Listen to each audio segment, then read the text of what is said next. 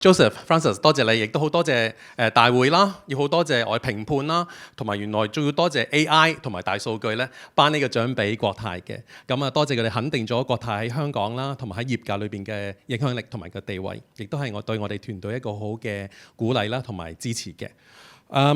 國泰啦，其實而家已經覆蓋緊全世界咧超過100個航點㗎啦。咁所以未來咧，我哋會繼續不單止喺香港呢個市場裏邊咧，繼續努力啦，越做越好啦，亦都希望可以帶呢個咁好嘅品牌，呢個咁好嘅香港品牌去到世界每一個角落，等我哋可以繼續發光發亮。我哋成立於1946年，咁所以其實明年咧，我哋就會慶祝我哋80週年。作為香港甚至整個中國最悠久嘅航空公司咧，我哋會繼續努力啦，做得更好，同埋希望可以同大家一齊飛得更高，飛得更遠。多謝晒。